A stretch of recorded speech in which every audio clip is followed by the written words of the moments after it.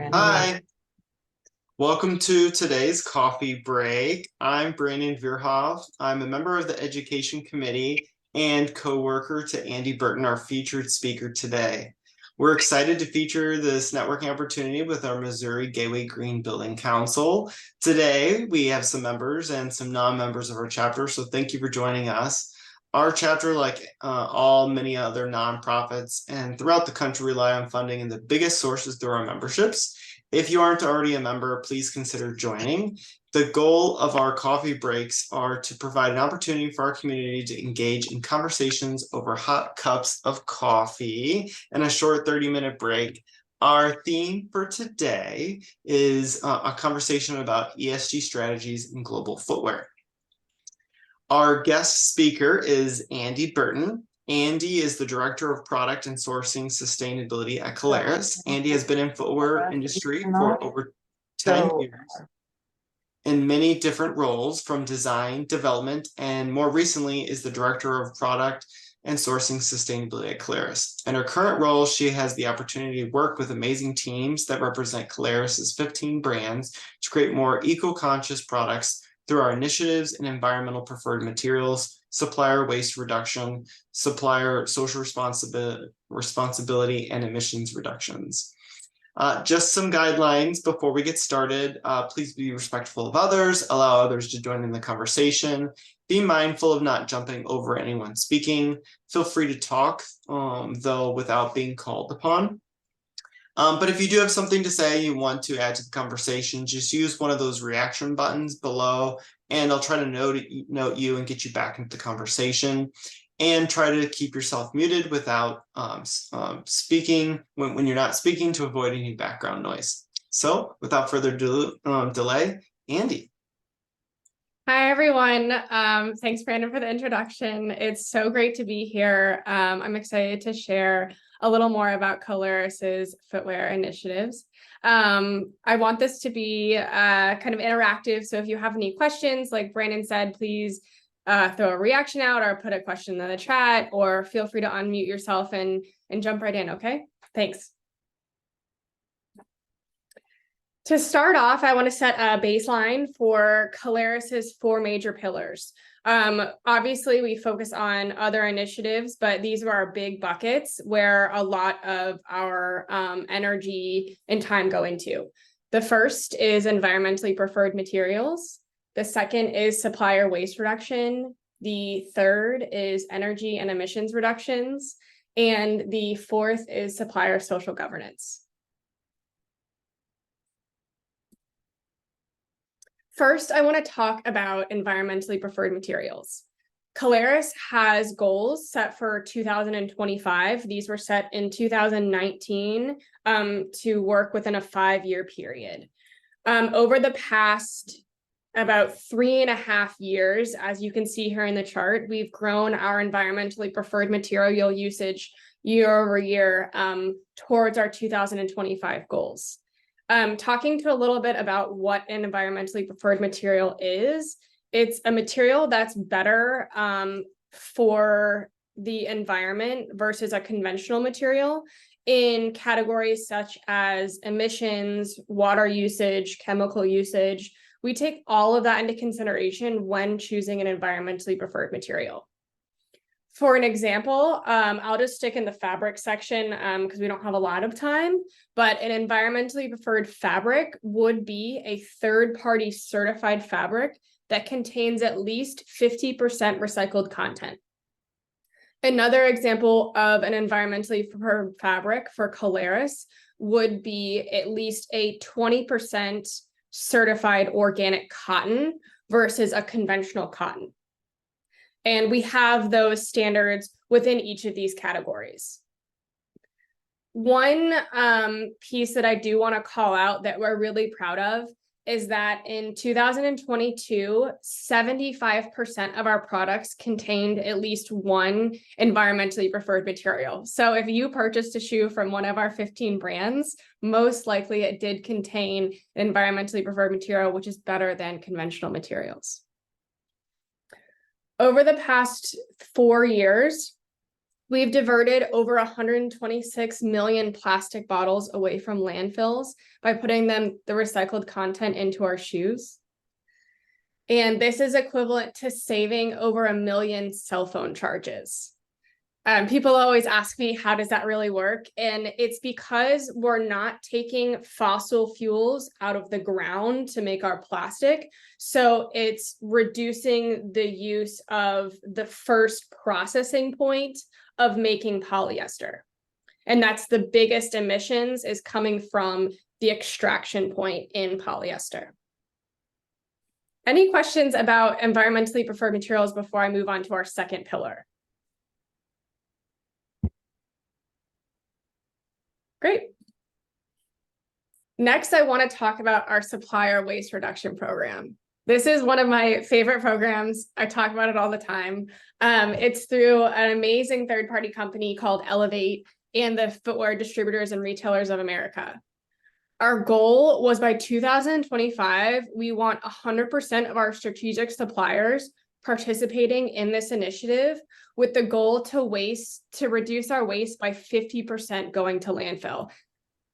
In 2022, we had 21 strategic factories participating, or 57% of our strategic factories. I don't want to give a sneak peek, but by the end of this year, we should have 100% of our strategic suppliers participating in this program. And what does that mean? And I love this metric. We were able to divert almost 90% of our materials that were going to landfills away from landfills. And by this, we follow the recycling pyramid, which is reduce, reuse, recycle. And then after we go through those 3 stages, we then go a waste to energy conversion plant, where they have a very specialized system in order to, I don't want to say burn because that's a bad word. It's not like burning trash, but it's a really specialized system where they take our trash and they melt it down. Information on that it's about 40 metric tons of carbon per kilogram, 40 metric tons per kilogram of waste if the product goes into landfill. If it's done through incineration, it's only 2. So that's our last method on the pyramid to kind of do like,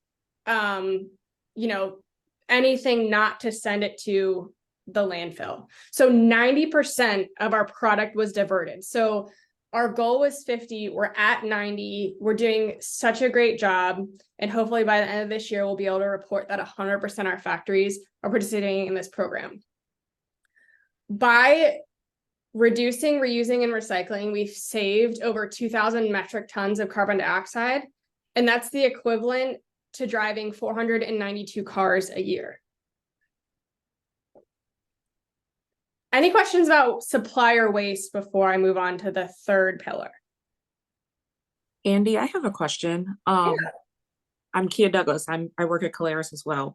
As far as with the supplier waste reduction, is Caleres responsible for kind of like quality control and basically overseeing that these things are really happening and that we are redirecting away from, the landfills through our factories? Or is there like a third party that kind of regulates that and verifies and kind of does the checks and balances on that part? Great question.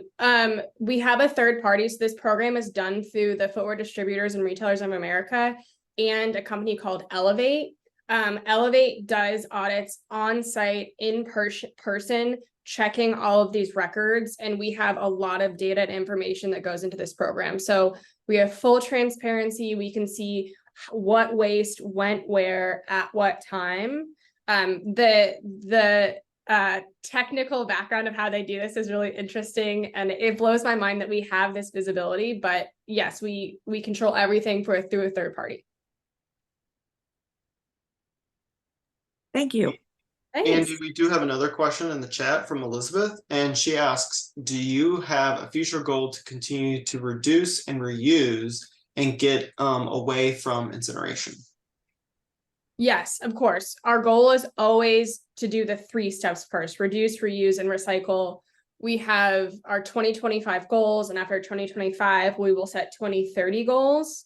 And we do everything we can, obviously, to stick to those 3, with our last and final ditch effort to go to incineration. And then after that, we would go to landfill.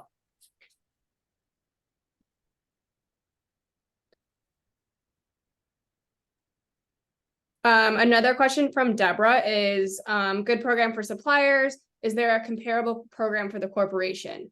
Yes, we do have not an official program, but we are considered a no waste facility. We recycle 97% of our product that goes into our distribution centers.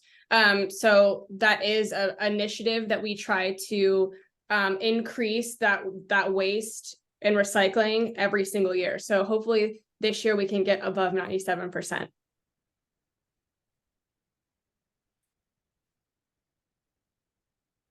Okay, next, let's talk about energy and emissions reductions.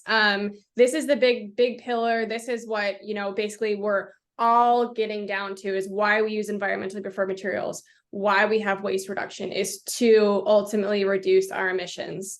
By 2025, we want to reduce our emissions in our owned retail stores and distribution centers by 25%. In 2022, we reduced our emissions almost by 19% of our own facilities.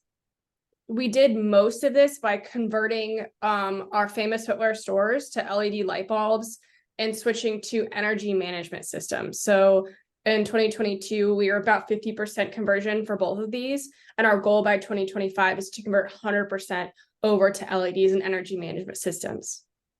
The future state of this goal, because the first statement is just our scope 1 and scope 2, scope 3 being a majority of where our emissions come from, which would be our indirect emissions. So scope 3 is emissions created on behalf of manufacturing Caleres's products and our tier 1 suppliers.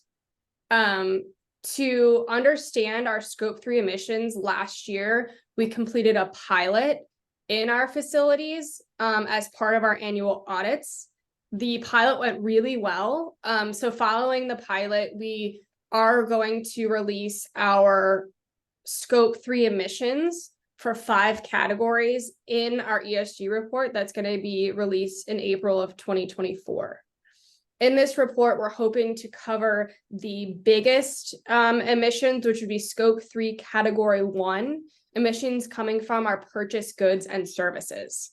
So we have our 2022 performance here for scope 1 and scope 2, but the future state, I do want to discuss that we are looking towards our scope 3 emissions footprint and how we can reduce that, because it is our biggest footprint.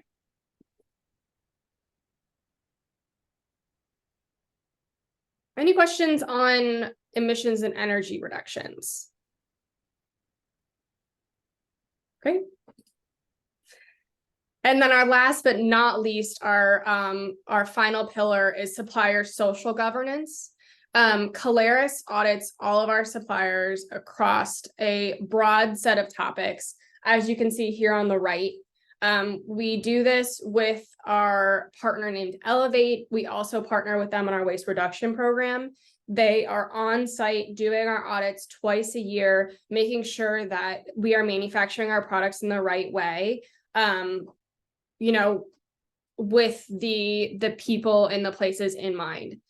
In 2022, 87% of our strategic factories complied with heightened labor standards, with our goal of 2025 to be at 100% by 2025.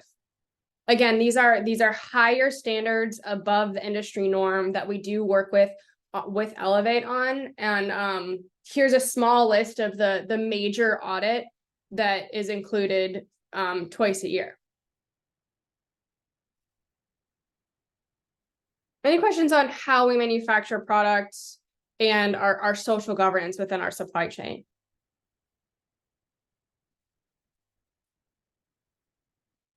Great. Well, I know that was quick, but we're just supposed to share a cup of coffee, share some information.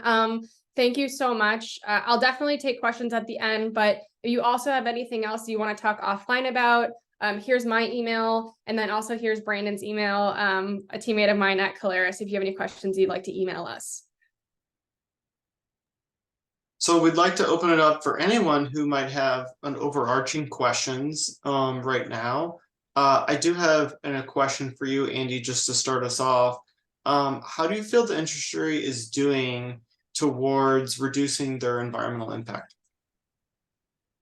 I think, well, compared to 3 years ago or 5 years ago, I felt like these conversations weren't really happening within the supply chain. But there's big programs industry-wide, like the waste reduction program, that a broad array of factories are participating in, with a lot of brands participating in. And I feel like we're starting to see a wave of companies really understanding like what they need to do to reduce their emissions. And I feel really positive about it. I know some people like to get negative, and they're kind of like scared of like what's happening in the world. And I said, no. There's a lot of people doing a lot of great things. And I feel really good about the growth in the industry.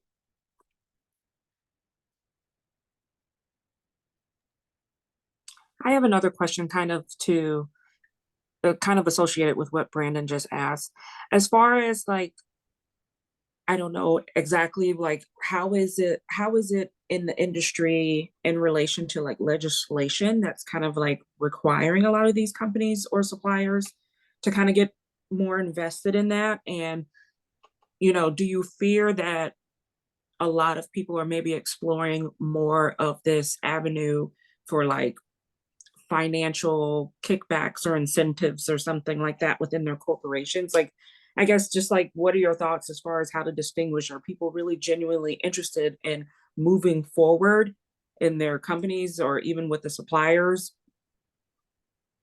Or is it more of just like kind of like an incentive of what they can get back?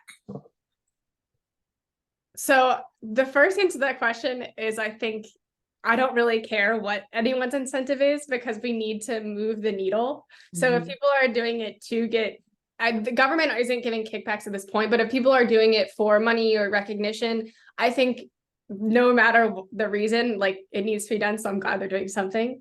But with that said, I do think that consumers do need to be aware of the products that they're buying, and making sure that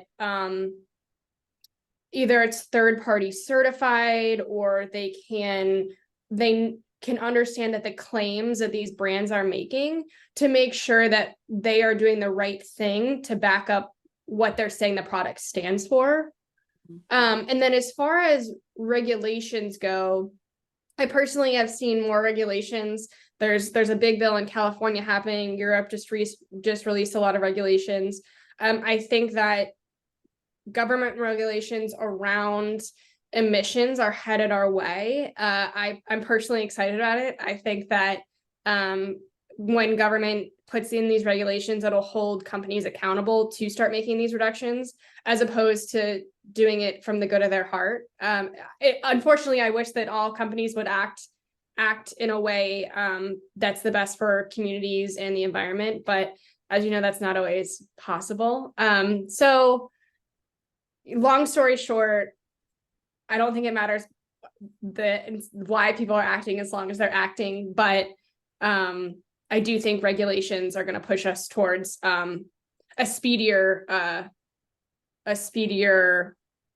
kickoff for more brands headed this way. And is California still kind of the state that really is leading the charge on that? I feel like whenever I see things just in the media or the news, it's always about like, well, California's trying to put in place XYZ, or they're recommending XYZ. I didn't know if there's any, I just feel like that's the only state I really hear that seems to be kind of at the forefront. So I didn't know if there's any other areas across the US that are kind of trying to take that charge as well. We're seeing a lot from California. There was one bill in New York that was proposed several months ago that didn't go anywhere, that was requesting companies to release their scope 1, scope 2, and scope 3 emissions. But that unfortunately didn't go anywhere. California, we've seen a couple bills in the past couple years asking companies to do the same. There's a bill that was voted on a couple months ago called SB, gosh, I wish someone could clarify this number for me. SB 201, maybe? I don't know. I'll have to put it in the chat. But that was voted as a yes. Now it's sitting waiting for a signature from the governor. And if it is signed, then companies that do $1 billion in revenue or above that do business in California will have to release their scope 1 and scope 2 and scope 3 emissions by a certain date. So that's the most serious bill that I've seen to date coming from California. Cool, thank you. You're welcome. Don't quote me on that number though. It's SB. I need to like Google it as I'm like talking. We've got Deb, who has her hand up. I think she has a question to ask. Yeah, just real quickly. Good morning, Andy. I recently attended Erin Baker's presentation. She's Time Magazine's Senior International Climate and Environmental Correspondent, talking about the changes we need to make for workers as a result of climate change. So her pitch was around the changes companies, and in your case, more likely a push into your suppliers, need to afford those workers who are in unair-conditioned plants, providing specific rest periods when the temperatures are over a certain level and humidity is over a certain level. I'm sure if they're in manufacturing facilities, they've already got shade, but those hydration opportunities and work breaks when it's super hot and they can end up with heat stroke, etc. Is that something you guys are pushing into? It was sort of new for me to even be thinking that way as a corporate responsibility for climate change. Absolutely. I mean, those are basic human rights. We have a production code of conduct that every supplier that we use has to sign that includes information like that. And then on top of our production code of conduct, we also work with Elevate, who is our third-party auditor, which goes one step above to look at the health and safety of workers. Let me bring out this list one more time. That looks into the health and safety of our workers, child labor, forced labor, working hours, all of this audit, all these audits are done in person, reviewing records, talking to people. So I would say, yes, we definitely want to make sure that workers that are manufacturing our products do have access to basic rights about like water, shade, that sort of thing. Yeah, I was surprised too. I guess I'll just riff off of Kia's comments. In the United States, California has passed that sort of law, making it required, as has Oregon, but it's been shut down in Texas, Florida, and I think they were trying to do it in New York City, but that also was shut down. So I was just wondering how that was carried through. Thank you for your response. You're welcome. And I will note that the majority of Caleres's, like our distribution centers, we've got 2 out in Calefornia, we have 1 in Tennessee, and then we have our Allen Edmonds manufacturing in Fort Washington. Definitely. Thanks, Brandon.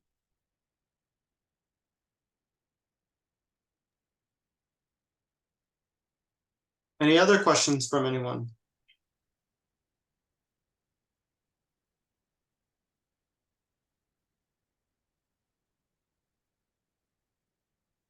I have one question if we still have time. I know we've run over the 10:30. And Andee, if you need to go, just let us know.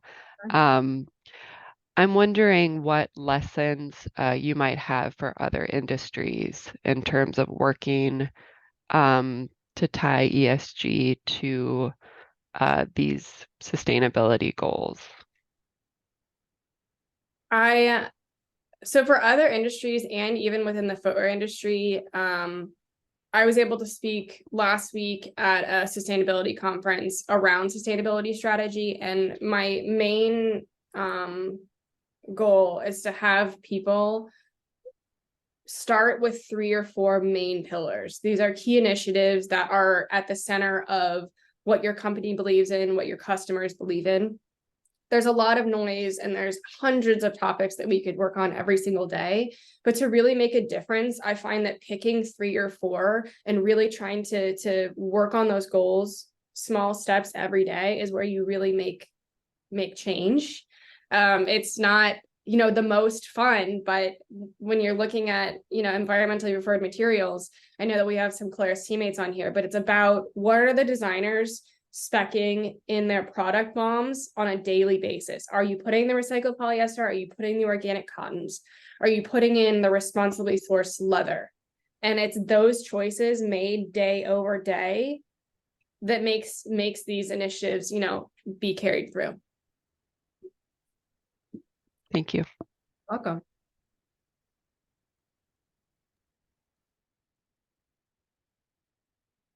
I have one last question for you. What is your most like, what's your favorite shoe right now? Okay, we've been talking about shoes. Like, what's your favorite, most sustainable, like, or just like one of the sustainable shoes that you're just crazy about? Oh gosh. Okay, what's my favorite shoe right now? You put me on the spot. Okay, let me think about this. Gosh.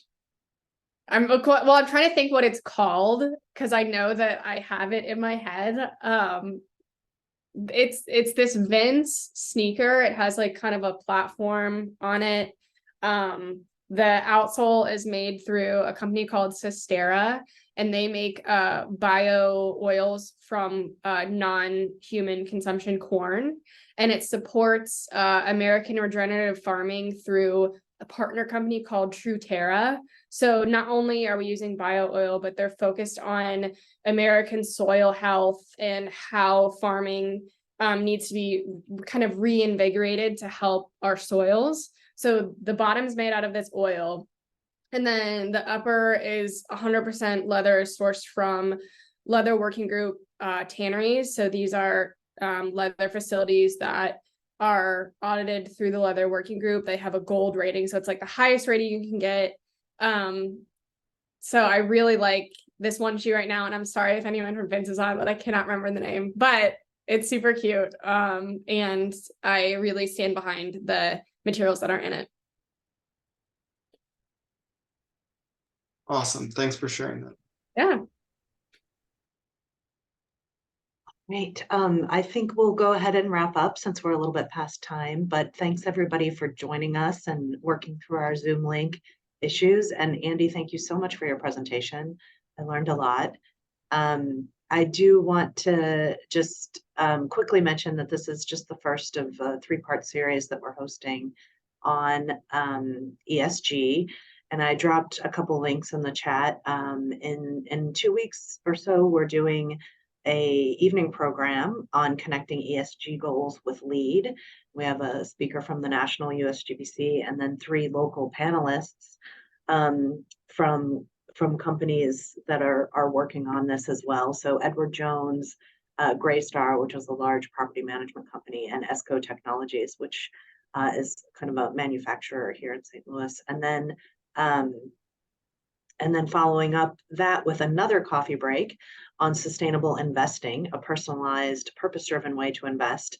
Our speaker will be from Edward Jones, and that is on October 20th. So again, hopefully folks can join for those. And if you have questions, you can reach out to Brandon or myself or Maeve about what we have going on.